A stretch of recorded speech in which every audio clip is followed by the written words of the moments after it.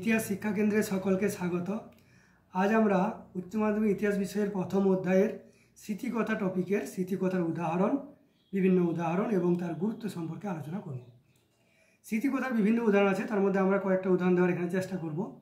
প্রথমে মণিকুন্তলা সেনের স্মৃতিকথা।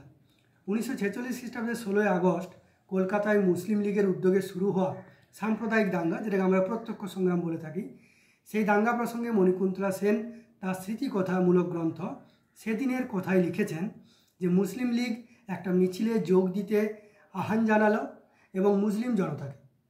এই মিছিল থেকে যে একটা কিছু ঘটবে এটা সবাই অনুমান করছিল। মিছিল যত এগোয় মারামারি লুটপাট ততই চলতে থাকে। তার স্মৃতিকথার এই তথ্য 1946 খ্রিস্টাব্দের 16ই আগস্ট কলকাতায় শুরু হওয়া সাম্প্রদায়িক দাঙ্গার একটা গুরুত্বপূর্ণ ঐতিহাসিক উপাদান হতেই পারে। দ্বিতীয় আরেকটা স্মৃতিকথার উদাহরণ হলো আশালতা সরকারের স্মৃতিকথা। বিপ্লবী আশালতা সরকারের লেখা আমি সূর্য সেনের শিষ্যা একটি স্মৃতিকথামূলক গ্রন্থ।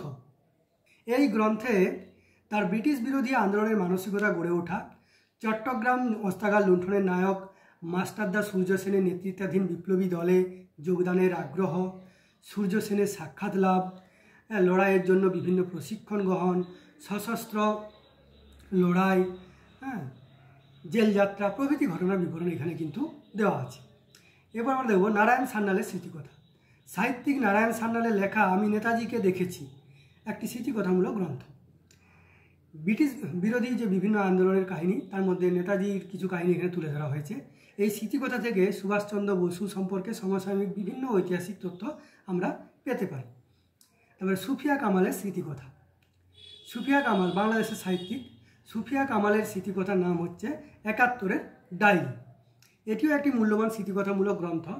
তো এই গ্রন্থে 1971 খ্রিস্টাব্দে পশ্চিম পাকিস্তানের বর্বরতার নানা টুকরো ঘটনা, মানে খণ্ড খণ্ড ঘটনা, পশ্চিম পাকিস্তানের বিরুদ্ধে পূর্ব পাকিস্তানের যে মুক্তিযুদ্ধ, সেই মুক্তিযুদ্ধের কাহিনী তার উল্লেখ আমরা পাই। বাংলাদেশের মুক্তিযুদ্ধের ইতিহাস রচনার ক্ষেত্রে তাহলে এই ঘটনাগুলো আমাদের খুবই কাজে লাগবে। সেক্ষেত্রে এই স্মৃতিকথামূলক গ্রন্থটা খুবই গুরুত্বপূর্ণ। মান্না দের স্মৃতিকথা। প্রখ্যাত সঙ্গীত শিল্পী, ভারতীয় সঙ্গীত শিল্পী মান্না দে, তার যে স্মৃতিকথামূলক গ্রন্থ সেটা হলো জীবনের জলসাঘরে। 2005 খ্রিস্টাব্দে প্রকাশ পেয়েছে। তো এটি পরে ইংরেজিতে মেমোরিজ কাম এলাইভ নামে, আবার হিন্দিতে ইয়াদে জি উঠি নামে প্রকাশিত হয়। এই স্মৃতিকথাটি মারাঠি ও অন্যান্য ভাষাতেও অনুদিত হয়েছে। মান্না দে তিনি 1942 খ্রিস্টাব্দ থেকে শুরু করে আমৃত্যু হিন্দি ও বাংলা সঙ্গীতের জনপ্রিয় শিল্পী হিসেবে বিচরণ করেছেন। আমরা সবাই মোটামুটি কম বেশি জানি। এই সময়কালে মুম্বাই ও কলকাতার যে বিভিন্ন শিল্পী, সঙ্গীত চর্চার ইতিহাস, এটা যদি আমরা সেই সম্পর্কে কিছু জানতে চাই বা লিখতে চাই, তাহলে মান্না দের রচিত জীবনের জলসাঘর নিঃসন্দেহে একটি গুরুত্বপূর্ণ ঐতিহাসিক উপাদান হতেই পারে। তো এই গেল স্মৃতিকথার কয়েকটি উদাহরণ। এবার আমরা স্মৃতিকথার গুরুত্বগুলো দেখে নেব। স্মৃতিকথামূলক বিবরণগুলির যথেষ্ট কিন্তু গুরুত্ব আছে, কারণ এগুলো বিভিন্ন ব্যক্তির স্মৃতি থেকে তুলে ধরা, তাই গুরুত্ব অবশ্যই রয়ে যায়। কীরকম গুরুত্ব না, গুণীজনদের বিবরণ। অর্থাৎ অধিকাংশ ক্ষেত্রেই এই যে স্মৃতিকথামূলক যে গ্রন্থগুলো, এগুলো গুণী ব্যক্তিরা রচনা করেন, কোনো যে সে ব্যক্তি নয়। ফলে তাতে অবাস্তব বা অবান্তর, পক্ষপাতমূলক এবং অতিরঞ্জিত যে ঘটনা, মানে বাড়িয়ে বাড়িয়ে বলা যে ঘটনাগুলো, সেগুলো কিন্তু খুব একটা প্রবেশ করতে পারে না, বা প্রবেশ করলেও খুবই কম। এবং এগুলি থেকে অতীতের বিভিন্ন যে বাস্তব ঘটনা তার তথ্য ও বিবরণ পাওয়া যায়। 1946 খ্রিস্টাব্দে কলকাতার দাঙ্গার ঘটনাবলী বিভিন্ন ব্যক্তির স্মৃতিকথায় কিন্তু আমরা পেয়ে থাকি। তারপরে প্রত্যক্ষদর্শীর বিবরণ, অর্থাৎ বিভিন্ন ব্যক্তি বিভিন্ন ঐতিহাসিক ঘটনার প্রত্যক্ষদর্শী হিসেবে ঘটনার বিবরণ তাদের স্মৃতিকথাগুলিতে আলোচনা করে থাকেন।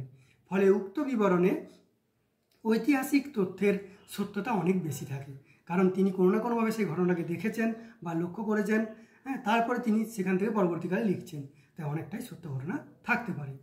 ইতিহাস রচনার ক্ষেত্রে গুরুত্ব। বিভিন্ন স্মৃতিকথা বিভিন্ন ঐতিহাসিক ঘটনার মূল্যবান উপাদান হিসেবে কাজ করতে পারে। যেমন 1971 খ্রিস্টাব্দে বাংলাদেশে যে মুক্তিযুদ্ধের সময় বর্বর পাক বাহিনী পূর্ববঙ্গের সাধারণ মানুষের উপর যে বর্বর ও নৃশংস অত্যাচার এবং হত্যালীলা চালিয়েছিল, তার অত্যন্ত গুরুত্বপূর্ণ ঐতিহাসিক উপাদান হলো স্মৃতিকথাগুলি। কেননা পাক সামরিক বাহিনী তখন পূর্ব বাংলার সমস্ত সংবাদ গোটা বিশ্ব থেকে আড়াল করে রেখেছিল, তাই সে সময়ের ঘটনা আমরা জানতে পারি না। কিন্তু পরবর্তীকালে সেই ঘটনা যারা দেখেছেন, পরবর্তীকালে যারা স্মৃতিকথামূলক গ্রন্থ লিখেছেন সেই ঘটনা অবলম্বনে, তাহলে তাদের থেকে আমরা একমাত্র সেই কাহিনিগুলো পেয়ে থাকি। তাহলে এদিক থেকে স্মৃতিকথার গুরুত্ব খুবই বেশি।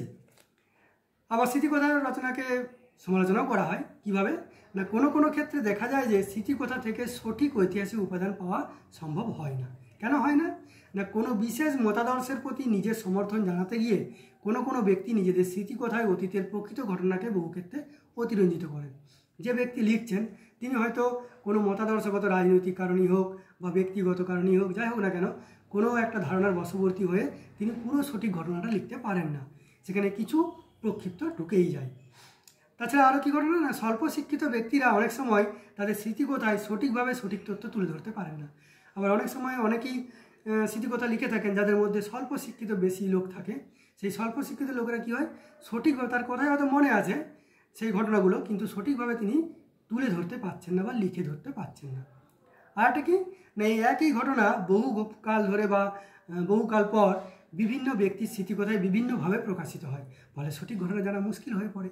অর্থাৎ একই ঘটনা আমি একরকম লিখছি, আর একজন ব্যক্তি আরেকজন প্রত্যক্ষদর্শী তো আর এক দুজন নয়, অনেকেই দেখে থাকেন ঘটনাগুলো, সেই ঘটনাগুলো সম্পর্কে অনেকেই কাহিনী লিখেছেন। যেমন উদ্বাস্তু সম্পর্কে অনেকেই অনেক স্মৃতিকথামূলক কাহিনী লিখেছেন, কিন্তু সেখানে বিভিন্ন রকম লিখেছেন। তাই কোনটা পুরোপুরি সঠিক সত্য সেটা জানতে আমাদের খুবই মুশকিলের মধ্যে পড়তে হয়। অবশ্যই সেক্ষেত্রে আমাদেরকে সঠিক তথ্য তুলে ধরার জন্য যথেষ্ট সতর্কভাবে তথ্যটাকে গ্রহণ করতে হয়। আজ এই পর্যন্ত থাক, স্মৃতিকথা টপিকটা আমাদের এখানেই শেষ হলো। পরবর্তীকালে আমরা পরবর্তী টপিক নিয়ে আলোচনা করব, যেটা নাম হলো মৌখিক ঐতিহ্য। আমাদের সঙ্গে থাকো, আমাদের চ্যানেলটিকে সাবস্ক্রাইব করে দাও।